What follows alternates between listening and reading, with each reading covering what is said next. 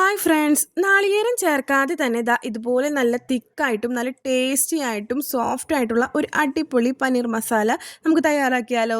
ചോറിൻ്റെ കൂടെയും ചപ്പാത്തിയുടെ കൂടെയൊക്കെ കഴിക്കാൻ പറ്റിയ ഒരു അടിപൊളി കോംബോ ആട്ടോ ഇത്. അതിന് വേണ്ടിയിട്ട് ഞാനിവിടെ എടുത്തിരിക്കുന്നത് ഒരു സബോള ചെറുതാട്ടോ, ഒരു തക്കാളിയും എടുത്തിട്ടുണ്ട്. രണ്ടും ഒരുമിച്ച് ഒരു പാനിൽ നമുക്കൊന്ന് വെളിച്ചെണ്ണയിൽ വാട്ടിയിട്ട് വരാട്ടോ. ഇത് ചെറുതായി വാടിയ ശേഷം ഇതിലേക്ക് 1/4 ടീസ്പൂൺ മുളക് പൊടിയും 1/4 ടീസ്പൂൺ മഞ്ഞൾപ്പൊടി, ഉപ്പ് ഇവയെല്ലാം ചേർത്ത് നല്ലപോലെ മിക്സ് ചെയ്തെടുത്ത ശേഷം ഞാൻ ഒരു മിക്സിയുടെ ജാറിലേക്ക് ഇതെല്ലാം മാറ്റുന്നുണ്ട് കേട്ടോ. ചൂടാറിയ ശേഷമാണ് ഞാൻ മിക്സിയുടെ ജാറിലേക്ക് മാറ്റുന്നത് കേട്ടോ. അങ്ങനെ മുഴുവനായിട്ടും മാറ്റിയെടുത്ത് നമുക്ക് ഇതൊന്ന് അല്പം വെള്ളം ചേർത്ത് ഒന്ന് അരച്ചിട്ട് വരാട്ടോ. ഞാനിതാ മിക്സിയുടെ ജാറിൽ ഒന്ന് അരച്ചെടുക്കുന്നുണ്ട്.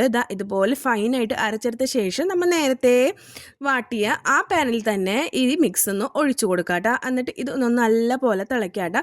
ഇനിയാണ് ഇതിലേക്ക് ഒരു അടിപൊളി ഐറ്റം നമ്മൾ ചേർക്കുന്നത്. നല്ല ടേസ്റ്റിന് വേണ്ടിയിട്ട് ഒരു 1/4 ടീസ്പൂൺ പഞ്ചസാര ചേർത്ത് കൊടുത്തിട്ടുണ്ട്. നല്ലപോലെ മിക്സ് ചെയ്ത ശേഷം നമ്മൾ നേരത്തെ കട്ട് ചെയ്ത് വെച്ചിരിക്കുന്ന പനീറുണ്ടല്ലോ, ഇതിലേക്ക് ചേർത്ത് കൊടുക്കാട്ടോ.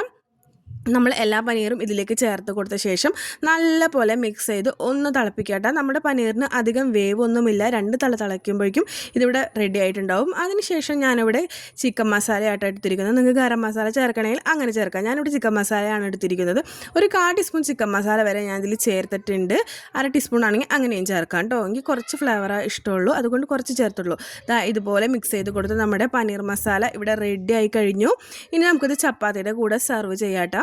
അപ്പോൾ നിങ്ങൾക്ക് ഈ വീഡിയോ ഇഷ്ടമാണെങ്കിൽ ഈ ചാനൽ ഒന്ന് സബ്സ്ക്രൈബ് ചെയ്താൽ ഇനി ഇതുപോലത്തെ അടിപൊളി ടിപ്പുമായി കാണാം. അപ്പോൾ മറക്കാതെ സബ്സ്ക്രൈബ് ചെയ്യണേ. മറ്റൊരു വീഡിയോയുമായി കാണാം. ബൈ.